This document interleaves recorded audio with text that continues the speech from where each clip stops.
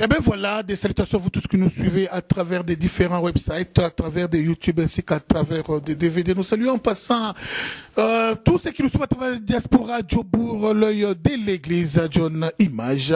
Ah oui, je reçois Bruno Katompa, qui est un leader d'opinion ici en Afrique du Sud. C'est pas vraiment une figure qui vous est vraiment étrangère. Bouye Billet déjà, Bruno Katompa, Oyo. Azali parmi les activistes oyo vraiment batelemi makasi pour le changement dans mboka na biso. On l'a vu hier na marche, on l'a vu hier devant le siège de l'ANC et on va parler de ces problèmes. Tokolobela makambuya, ce qu'il faut. Nathan Otokomi pour Congo vraiment tout changer. Parce que j'ai comme l'impression que tout est statique, tout est rond-point.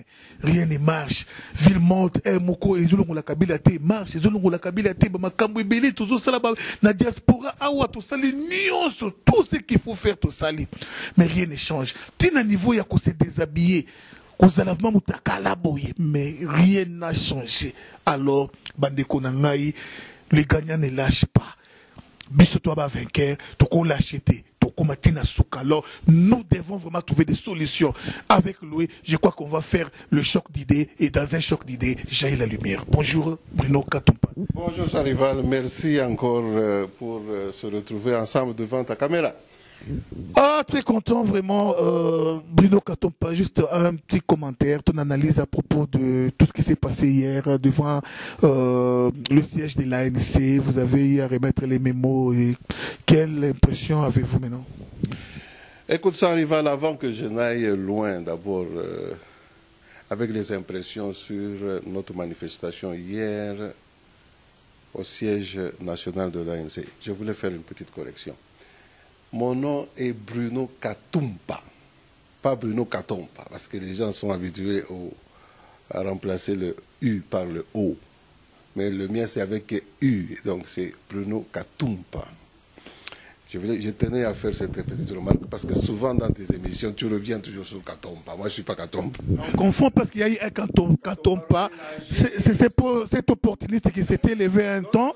On a parlé de lui, mais pour l'instant, il a disparu. Il a disparu. Non, moi, je suis du média. Je suis censé dire la vérité. Vous savez, on doit tailler le média. Je peux faire cette parenthèse, mais je ne veux pas entrer dans les attaques personnelles comme ça.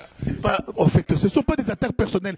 Ce sont des choses qu'on doit dire normalement pour changer aussi l'image de notre média au Congo. Quand Kabila fait quelque chose de mauvais, on a intérêt à le dire tout haut. Alors c'est ça vraiment le rôle aussi du média. Monsieur Bruno Katumpa, juste un mot à propos de tout ce qui s'est passé. Écoute, hier, nous avons mobilisé vraiment du pied levé les Congolais pour se rendre à l'Authority House, qui est le siège national de l'ANC ici à Johannesburg. Et nous sommes vraiment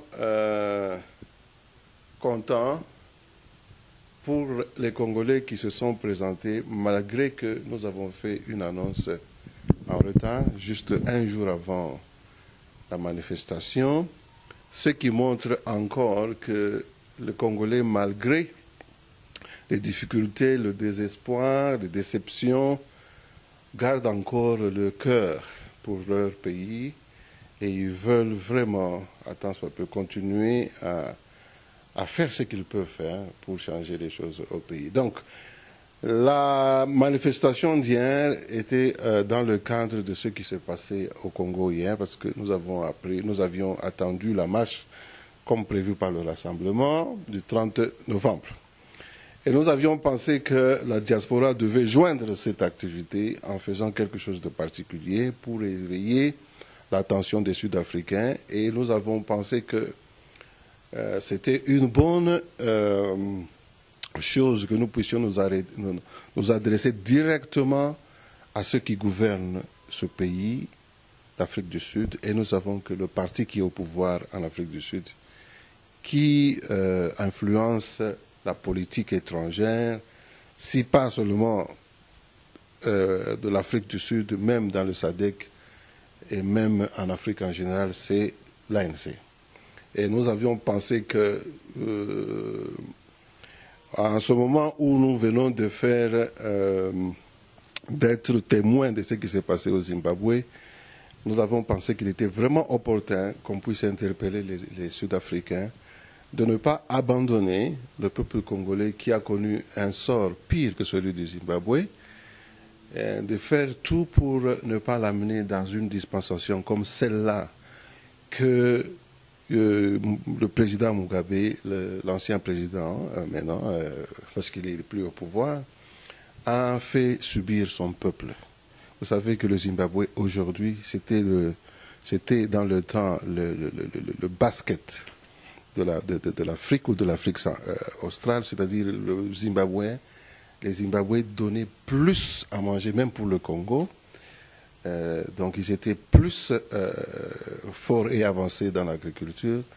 Et aujourd'hui, les Zimbabwe se retrouvent avec 95% de chômage dans ce pays, alors que l'Afrique du Sud a à peu près 25% de chômage. Vous voyez un peu le décalage, vous voyez un peu la décadence que ces gouvernements irresponsables et le leader irresponsable, qui pourtant était un homme très admiré, révolutionnaire à son temps, éduqué avec tous les diplômes qu'on peut imaginer, mais a amené son peuple dans une souffrance pour favoriser une élite qui était égoïste et assoiffée de pouvoir. Alors on trouvait que dans ce contexte-là, c'était important que le Congolais puisse se mobiliser et faire passer le message à l'ANC. Vous savez, en réfléchissant sur cette initiative, beaucoup de nos frères ont eu des réserves et des critiques en disant que nous avions fait une telle chose en 2011 et que ça nous avait plutôt créé des problèmes que les résoudre. Mais une fois l'erreur, ce n'est pas toujours que l'erreur va continuer à persister. Nous avons pensé qu'on pouvait corriger cette situation aujourd'hui et améliorer nos relations avec l'ANC.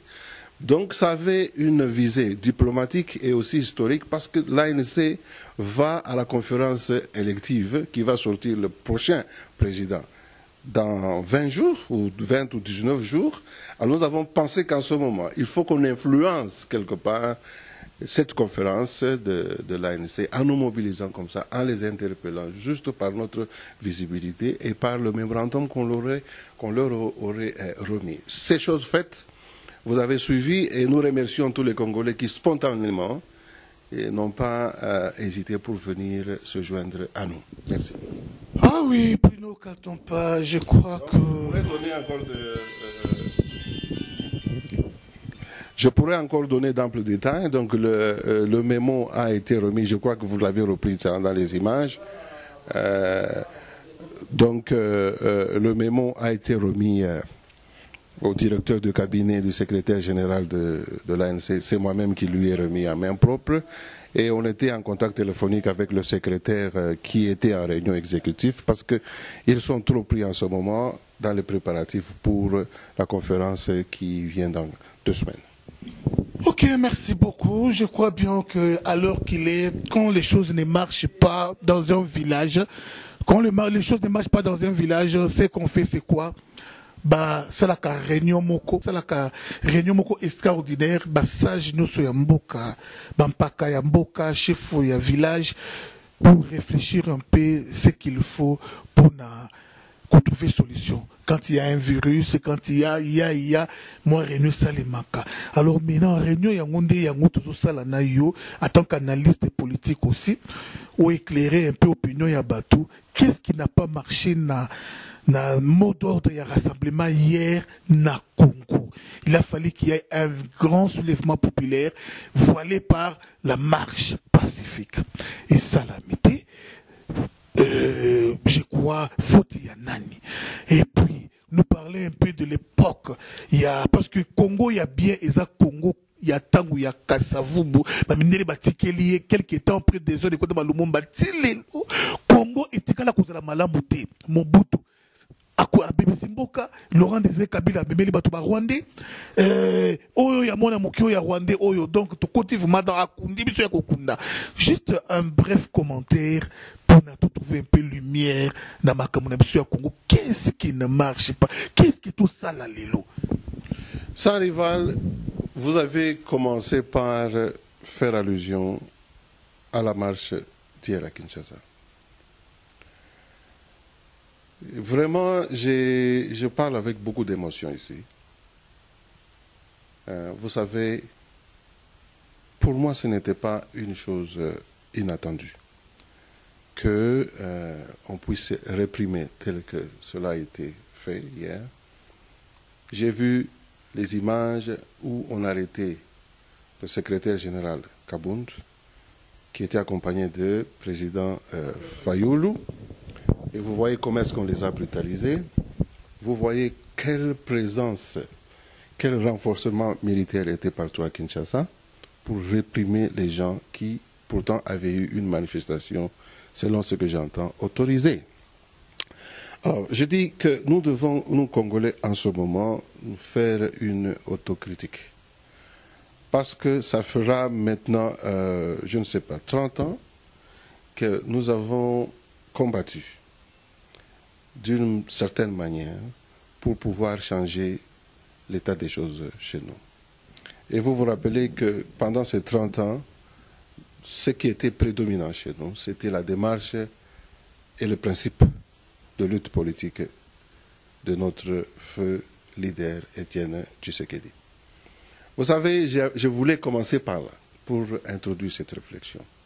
Vous savez, avant sa mort et après les élections de 2011, avant qu'il n'aille en Belgique pour les soins, eh bien, le président Tshisekedi avait dit quelque chose que les gens répètent tous les jours.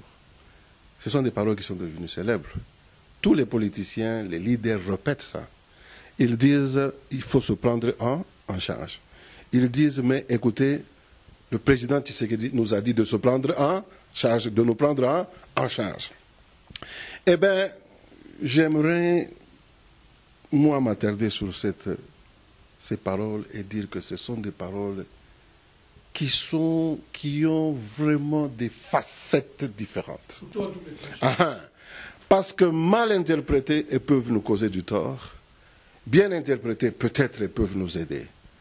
Mais je voudrais avertir les Congolais qu'il n'est pas vraiment intéressant en ce moment de continuer à faire les choses comme on l'avait toujours fait. Parce que nos méthodes, c'est ça, le résultat que nous avons, que nos méthodes de lutte n'ont amené qu'au renforcement de l'oppression de l'adversaire.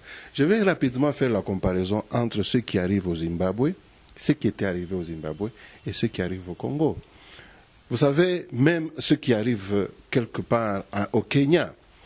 Vous savez, au Zimbabwe, il y a eu des élections où l'opposition avait gagné.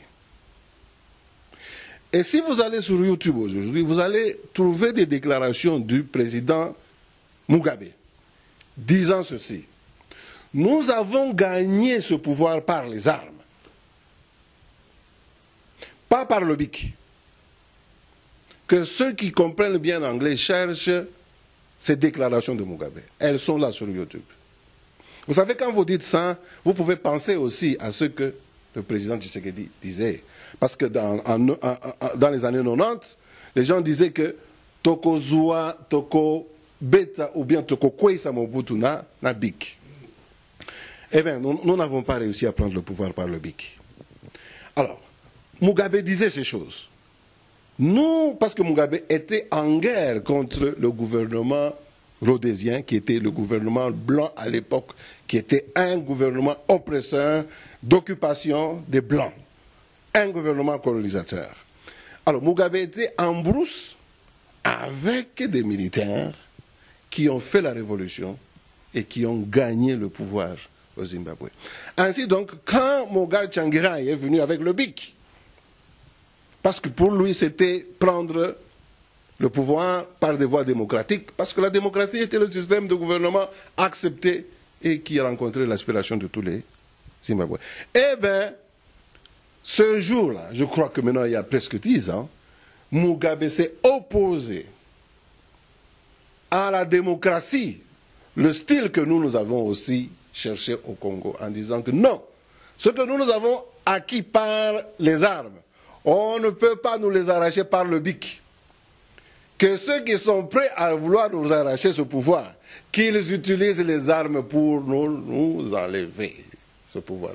On ne peut pas le faire.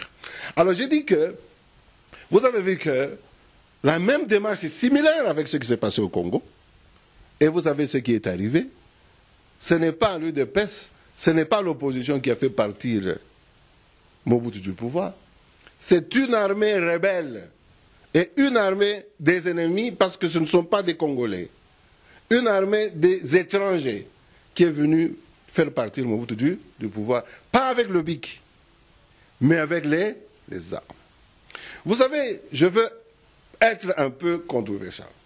Je veux être un peu choquant dans certains de mes dires, parce que je prends cher ces paroles-là de « prenez-vous en charge ». Mais moi, je les interprète de ma manière.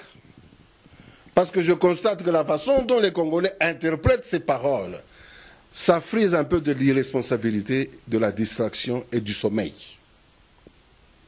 Je veux répéter en disant que dans toute lutte d'un pays qui veut sortir d'une situation d'oppression comme celle que nous connaissons au Congo, il y a beaucoup de pays qui ont connu ça. Eh bien, ce ne sont pas des choses qui se font spontanément sans une direction. Surtout quand vous avez affaire à un ennemi sophistiqué. Il faut une direction, il faut un leadership qui oriente et qui montre la finalité d'une démarche à son peuple. Donc, parce qu'en ce moment, quand vous dites prenez-vous en charge, remarquez un peu ce qui se passe au Kinshasa maintenant. Parce que Kabila fait exactement ce que Mugabe a fait. Ils ont pris le pouvoir par les armes. Parce que ceux qui accompagnent Kabila aujourd'hui au pouvoir, c'est AFDEL et RCD. Qui ne sait pas que AFDEL et RCD, ce sont ces gens-là qui ont fait la guerre à Mobutu. Vous pensez que ces gens sont prêts à donner gratuitement, même par la démocratie, ce qu'ils ont reçu par les armes, comme Mugabe? Qui ne sait pas que Kabila est vraiment l'enfant chéri ou l'élève fidèle de Kabila? D'ailleurs, vous savez, pour votre information, Mugabe a eu l'appui militaire de la Chine et de la Russie à l'époque, de la Russie à l'époque, pour avoir le pouvoir. Vous savez, avant même d'être au pouvoir, le président ici, Kabila, Joseph Kabila, a eu une formation en Chine de 6 mois, formation militaire. Vous voyez les similitudes? Et vous avez vu les années antérieures, combien de fois chez Kitundu, les autres, les Olenga sont partis en Russie. Est-ce que Congolais, vous n'avez pas vu combien Kabila a renforcé sa machine militaire? Bon, maintenant, nous sommes dans un contexte où la MONUSCO est là. Elle fait le témoin, on tue les Congolais non armés. Ils sont témoins, mais ces témoignages ne servent à rien. Bon, on arrête le secrétaire général Kabund. On pouvait le tuer. On l'a torturé. La MONUSCO était là. Eh bien, et puis après, Kabila a réussi son coup. Il a maté la marche. Et puis après, ce témoignage nous sert à quoi? Ce n'est pas la MONUSCO qui va défendre notre pays. Ce n'est pas non plus juste dire se prendre en charge. Parce que les Congolais, ceux qui ont été hier sur la rue, ils se sont pris en charge. Vous voyez que ce n'est pas seulement suivre aveuglement ou sans réfléchir un mot d'ordre que vous allez résoudre le problème. Nous avons besoin d'une dimension nouvelle dans notre lutte, d'une créativité, pour avoir une autre approche. Et cela, on ne peut pas juste dire au commun du Congolais, ok, mettez-vous sur la rue et ça va résoudre le problème. Moi, j'appartiens à ceux qui croient autrement à ces paroles, prenez-vous en charge. Je crois que ça demande plus que ce que les gens entendent. Ça veut dire changer totalement notre façon de lutter. S'il faut même changer et contredire ce que Tshisekedi a fait toutes ces années, parce que ça ne nous a pas donné des résultats, il faut se détourner de ça. Qu'est-ce qu'il a fait bien? Qu'est-ce qu'il n'a pas fait bien? Qu'est-ce qu'il faut faire qu'il ne l'a pas fait? Nous devons nous interpeller, nous devons nous interroger, sincèrement faire une autocritique. Là où on a failli, qu'on change, mais qu'on ne puisse pas rêver. Parce que la plupart des gens maintenant, c'est quand vous... Oh, mais le président Tshisekedi a dit, prenez-vous en charge. Mais ce n'est pas la solution. Regardez ce qui s'est passé au Zimbabwe. C'est juste comme un passage de pouvoir, parce que la personne qui a pris le pouvoir, c'est vraiment la main de Mugabe. C'était un homme qui était vraiment la main droite de Mugabe. Cet homme s'est battu aux côtés de Mugabe. Cet homme a servi Mugabe pendant beaucoup d'années, 40 ans presque, selon ce qu'on dit. Cet homme s'est enrichi même au Congo, parce qu'ils sont allés faire l'aventure avec Mugabe au Congo. C'est le président actuel. Donc, il y a eu juste une transition de pouvoir parce que c'est encore quelqu'un, un homme fort, un compagnon de longue date de Mugabe qui a pris le pouvoir. Et ce qui se prépare au Congo, c'est une oppression militaire avec la MONUSCO comme témoin, mais des témoignages qui ne vont rien changer sans rival. Bruno Katumba, vraiment donc, bien parlé. Je veux que les Congolais puissent réveiller en eux un autre sens de leadership. Pas répéter les choses, même si ce sont nos leaders qu'on a aimés. S'il faut contredire et dire pour que nous puissions changer de direction et corriger et nous améliorer, s'il faut se contredire soi-même, ah bien que cela soit fait. Oui, je crois bien que Bruno Katumba, Moussapi Oyoyo, Lakisi Bato, Misato Etikali et Zongeli Yomoko. Qu'est-ce que cela veut dire? Tshisekedi et son opposition, qui sur le terrain avec le Kibasa, tous ces gens, vous les connaissez très bien, opposants à l'époque, mais qui a renversé Mobutu? C'est la diaspora. Kabila est venu de la diaspora et Bruno Katumba fait partie de la diaspora. Pourquoi ne pas vous organisez, jouer peut-être la médiation entre tous ces leaders, les lobes à la diaspora, je citerai Moïse Katumbi à la diaspora, je citerai Syndicat Dokolo à la diaspora, je citerai le grand leader Fanfan Longa, il y a AFC à la diaspora, Georges Aloula la diaspora, Thierry Bachala la diaspora. Pourquoi ne pas organiser un forum? Il y a des leaders nous sommes dans la diaspora, va trouver solution. Ça arrive à nous répéter dans les interpellations.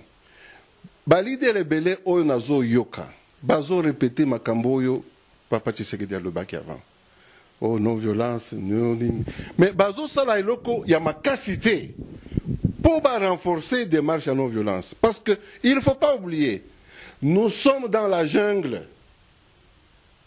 Nous avons un pays qui a été totalement désorganisé, détruit.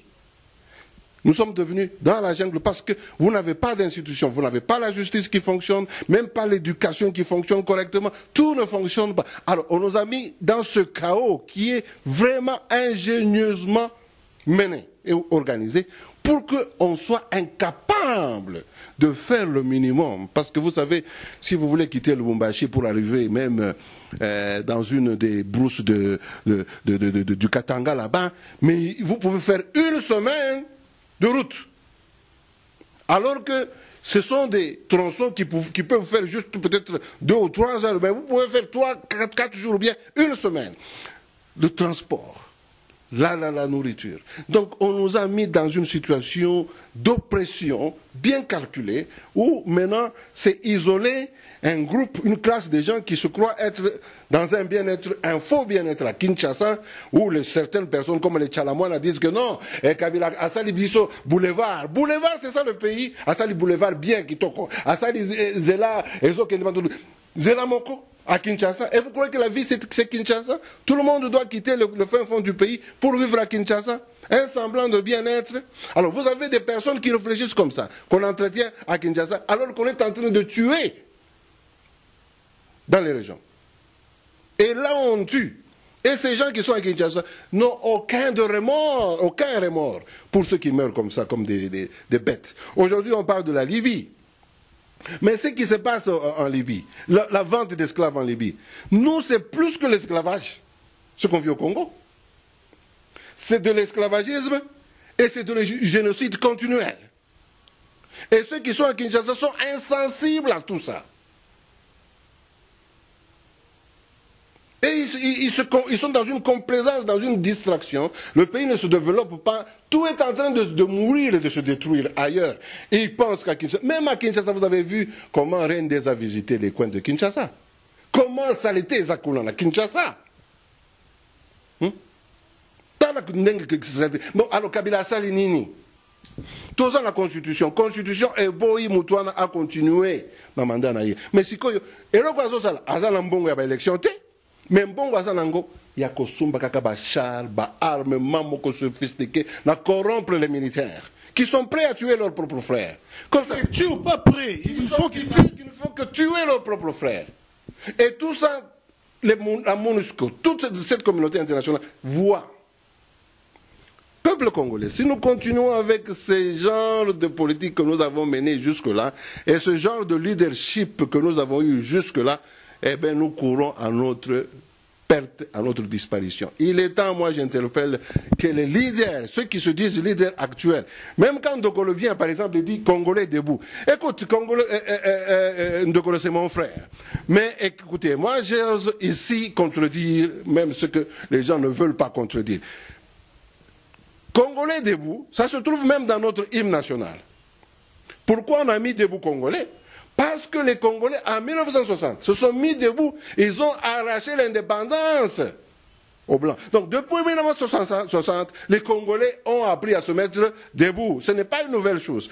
Nous avons besoin d'une nouvelle démarche. Comment mettre les Congolais ensemble? Comment mettre les intellectuels ensemble? Comment mettre les citoyens ordinaires congolais ensemble pour qu'on puisse peser afin de faire peur à ces gens et de faire une balance de pouvoir. Parce que le système qui est en train d'être installé au pays, si nous continuons avec nos méthodes politiques, oh, Tshisekedi a dit non violence, Tshisekedi a dit ceci, mais nous ne faisons que donner le temps à ces gens de renforcer leur machine d'oppression et de génocide pour que personne ne puisse jamais lever le doigt au Congo. Nous sommes en train de favoriser ce système ignoble. Nous le favorisons par notre lâcheté à dénoncer les choses. Parce que la communauté internationale est là, elle est complice quelque part.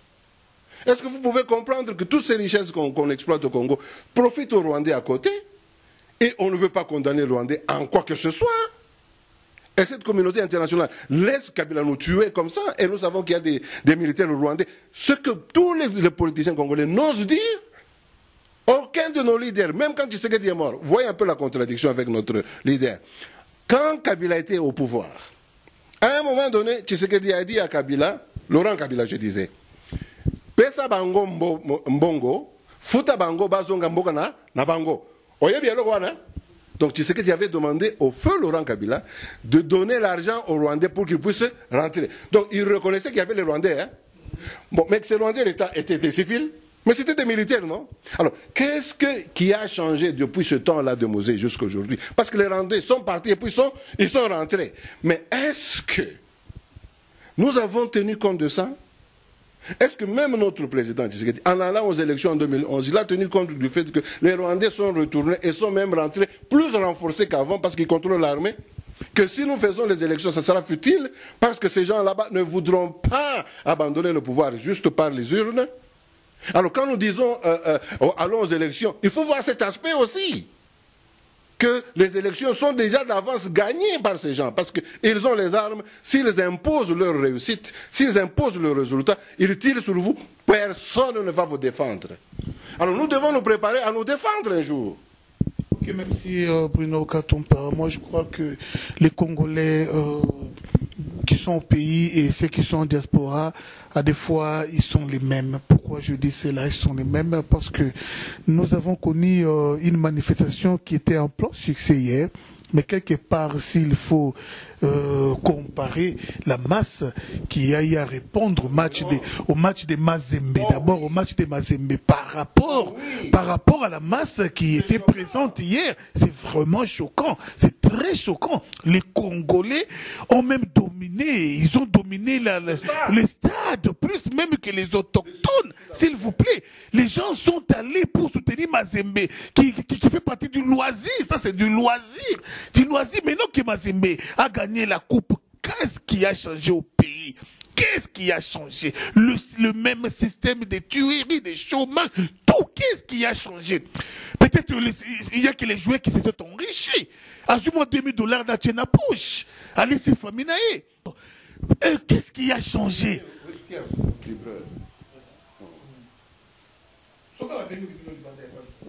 Qu'est-ce qui a changé? Qu'est-ce qui a changé? Et l'autre mon côté. Et tous ces gens que vous avez vus au stade.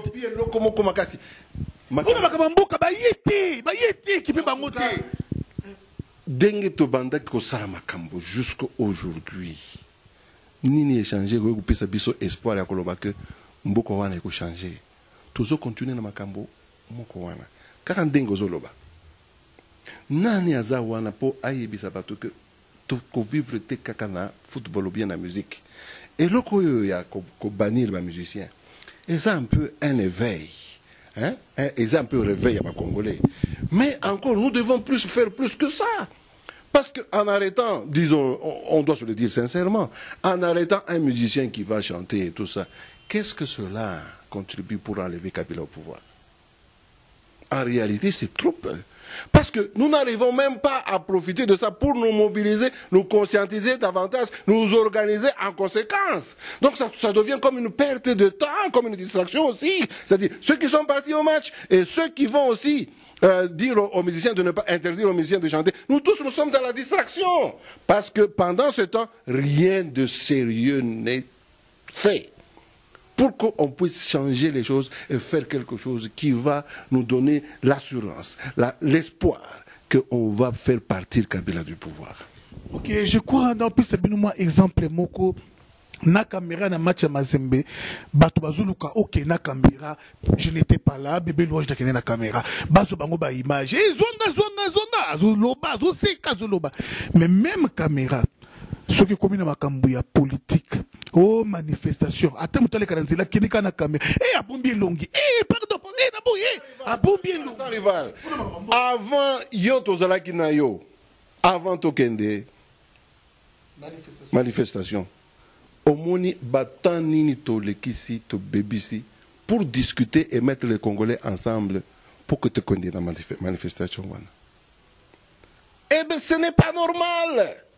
Il y a quelque chose qui ne va pas dans les Congolais. Mais il n'y a pas eu mobilisation pour la marche, pour la marche à Mazembe. Mais c'est ce peuple-là que vous allez dire, bon, ok, prenez-vous en charge. Mais ils sont déjà dans le mauvais. Il n'y a rien, il faut qu'on peut attendre des gens pareils. Il faut d'abord les conscientiser, les changer. Et nous avons besoin d'un leadership conséquent, un leadership qui a une aspiration nouvelle, une dimension nouvelle de la lutte à laquelle nous sommes appelés. Donc, il ne suffit pas de dire, bon, prenez-vous en charge. Entre-temps, les gens sont en train d'aller au match, et les gens sont en train de se disputer, juste pour faire une petite action. Et vous savez, en Afrique du Sud, nous sommes au moins, je ne sais pas, plus ou moins 100 000 Congolais. Moi, je trouve que, permettez-moi les mots, je trouve que la meilleure façon d'échanger la mentalité d'un peuple, c'est la dictature. Parce que la dictature dans les bons sens, pas dans les mauvais sens, mais la dictature dans les bons sens, Fimbo. Congolais, il faut changer la Fimbo. Sa raison, c'est que Kabila est en train de faire en nous tuant, là. C'est ce que tu vas finalement dire. Est-ce que cela est correct? Nous avons besoin d'un leader. Parce que vous savez, les leaders ont un rôle capital à jouer dans le changement d'un pays. Il suffit d'un ou deux leaders. Un pays peut changer son destin. Voyez ce qui s'est passé au Cuba avec Castro et Che Guevara. Il suffisait d'avoir ces deux types au front. Nous avons connu un grand leader, Lumumba, on l'a tué. Voilà. Un deuxième leader, Tshisekedi, on l'a tué. Il n'y a pas de problème. Il n'y a pas de problème. Mais je veux dire que cela n'exclut pas le fait que dans une révolution, dans une guerre, dans une lutte de changement, il faut juste avoir un leader qui incarne cela. Malgré le sort qui est réservé souvent, qui est malheureux, je dois le dire, à certains leaders, mais au moins les idées qu'ils ont sont incarnées et ça donne la direction et l'orientation au peuple. Et ça peut se perpétuer avec les temps, avec les âges. Donc cela n'exclut pas le fait qu'on a obligatoirement besoin d'un bon leadership, d'un leader visionnaire et surtout un leader qui s'adapte aux réalités du moment. Ce que nous avons fait en 1990 devant Mobutu, contre Mobutu, ce n'est pas valable aujourd'hui. Nous ne pouvons pas faire les choses comme on a fait du temps de Mobutu. Non! Les réalités ont sérieusement changé.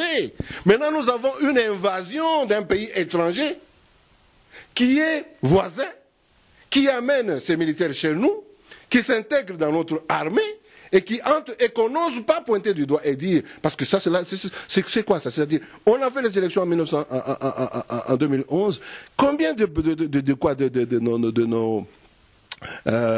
nos leaders, même les accords de 31 décembre, c'est ça? Est-ce que la question de l'occupation des Rwandais a été soulignée dans ces accords-là? Est-ce qu'elle a été discutée?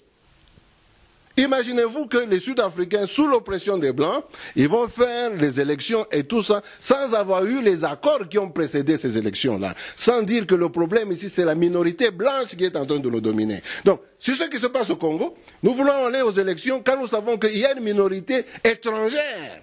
Nous ne disons pas qu'il n'y a pas des Rwandais qui ont vécu au Congo, qui peuvent se réclamer être Congolais, mais si vous avez maintenant une armée rwandaise qui entre maintenant, qui s'accapare de l'armée congolaise, et vous allez aux élections comme ça, sans pointer ça du doigt, et vous avez même des accords avec des gens pareils.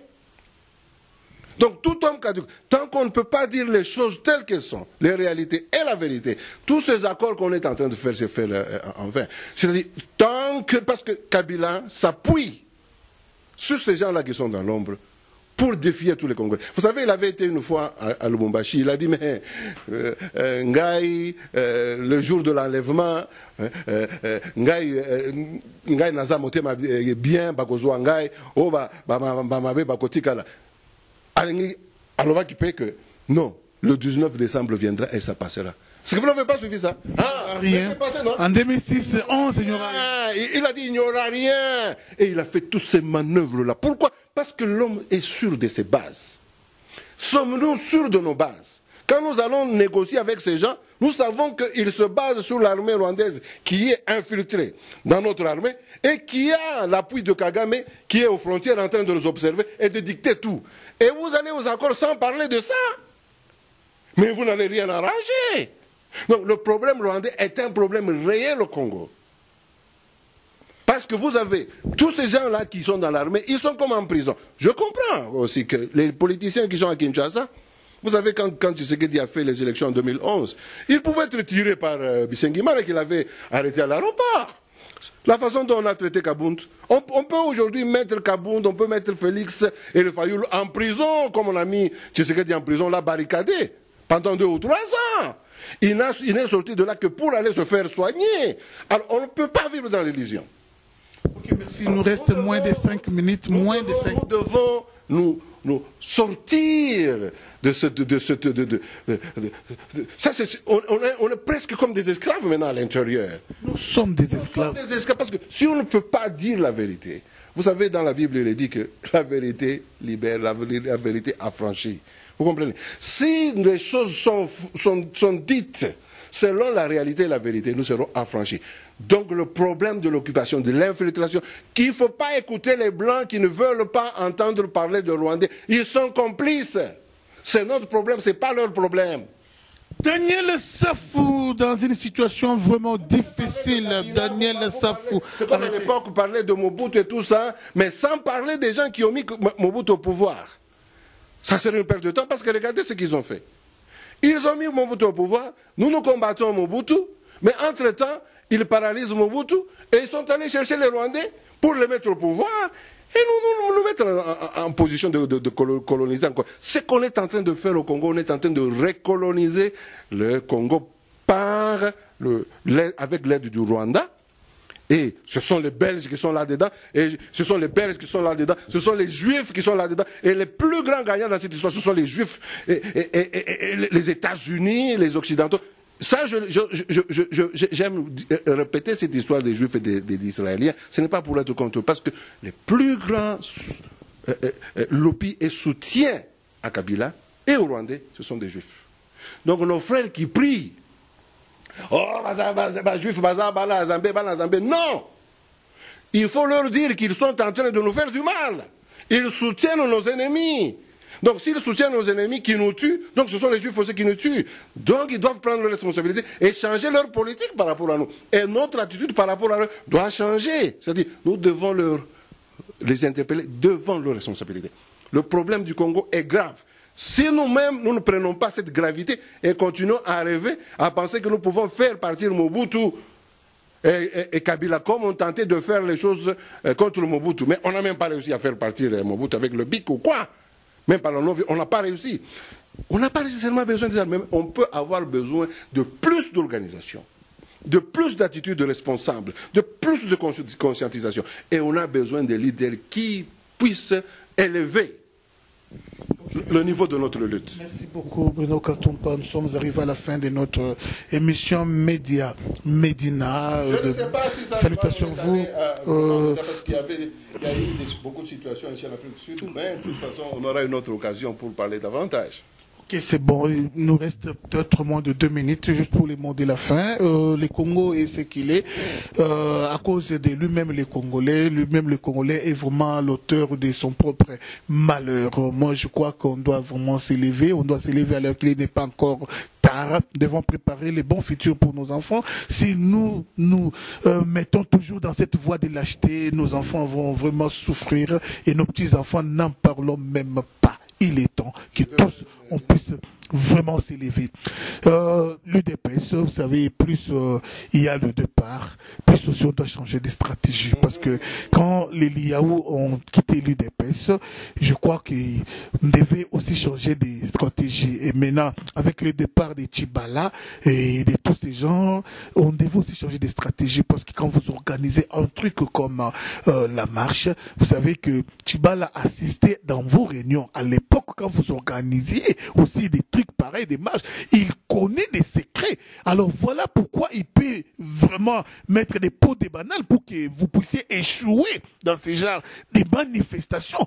Olengankoi était un mobilisateur de ce genre de manifestations, ville morte. Et maintenant ils sont dans l'autre camp. Quand vous organisez des choses par Olengankoi, il sait que les autres par la droite, ils sortent par la gauche. Ils peuvent intercaler, empêcher le succès. Nous ne pouvons pas continuer à faire les mêmes choses qu'on a fait pendant 30 ans et ça n'a pas marché. Non, nous ne pouvons pas continuer à faire les mêmes choses. Mot de la fin pour aujourd'hui. En tout cas, chers frères et sœurs, moi je lance l'appel à tous les Congolais et aux leaders surtout que nous avons besoin d'un niveau de leadership nouveau dans notre pays. Nous avons besoin d'une nouvelle orientation. Et j'interpelle surtout nos frères qui vivent comme nous dans la diaspora, qui a une grande responsabilité qui pèse sur nous. Nous devons savoir nous élever et à la hauteur de notre lutte. J'interpelle les intellectuels, les leaders dans les églises, les leaders de la société civile et des partis politiques, nous n'avons plus le temps, sinon nous sommes en train de participer au suicide auquel notre peuple est confronté. Donc il est temps que nous puissions laver les linges sales en famille, nous renforcer dans l'unité et dans les stratégies nouvelles et une vision nouvelle pour qu'on puisse changer dans la balance du pouvoir chez nous. Sinon, nous allons perdre ce pays et nous n'aurons rien à léguer à nos enfants. Merci, à la prochaine. Merci à Marcel Ngoyi, Motema Mado Kalusoko, mais merci à vous tous qui avez prêté attention à cette tranche. Levez-vous, car il n'est pas encore tard, mieux vaut tard que jamais. Congolo, l'un des missions, soit conscience. Notre objectif, Ezali, il y a quoi informer Binoka Ate, mais notre objectif vraiment, Ezali, il y a beau saisir, en pratique. C'est ce qui est important.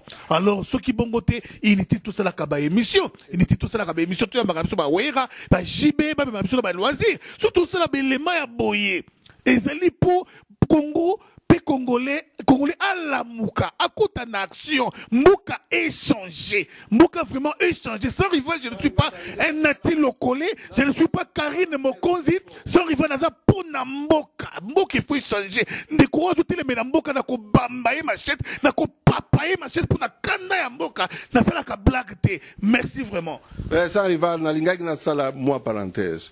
Les longs bisognos sur Congolais, il faut tout changer attitude par rapport à leader na biso. Flatterie des obébissa encore plus les noms de leaders. Soyons plus dans les actions qui inspirent même nos leaders que dans les flatteries qui font que les leaders ont la complaisance, ils pensent que les choses peuvent continuer comme elles ont toujours été. Et si nous continuons avec cette attitude flatteur devant nos leaders, eh bien, on ne va pas les aider. Et nous tous, nous allons tous tomber dans la fosse. Nous allons tous tomber dans la force syndicat de Kolo, bientôt 6 mois, 8 mois, syndicat de Kolo, jusqu'à présent, Salina de l'autre côté. Syndicat de Kolo, Bako Sayote, Ngana Zomso vérité, au Salina de l'autre côté, au Toko Beti le Maboko Tissiko, syndicat de Kolo. Mukungubila, Koutasala quelque chose, on a Congo, Batoba Telema Bakenda. Syndicat de Kolo, Tissiko, au Salina de l'autre côté, Moïse Katumbi, Tissiko, au Salina de l'autre côté. Tous ces gens, bossent dans de l'autre côté. Tolingi Toyoka, Nasango, Toyoka. Là, maintenant, on vous soutient.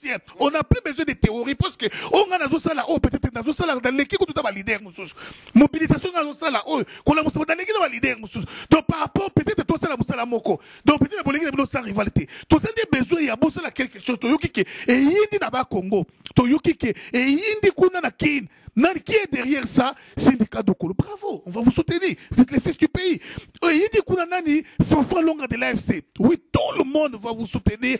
Merci, merci. Tous en a besoin que toutes les forces des Congolais, tous en là-bas, querelle interne, il n'y a pas mbatté. C'est le moment de mettre les intellectuels, les leaders d'opinion, les leaders des églises, de se mettre ensemble. Là-bas, tu as l'église vraiment. Ce sont des gens qui aiment toujours critiquer et rester dans l'ombre, qui paralysent les actions et l'élan communautaire. C'est vraiment un mal. C'est un mal pire que même ces musiciens que vous êtes en train d'accuser. Donc c'est vraiment un appel à tous les Congolais et leaders dans tous les secteurs qui existent, que nous avons besoin de nous mettre ensemble et de devenir un peuple. Merci vraiment, merci Ingeta.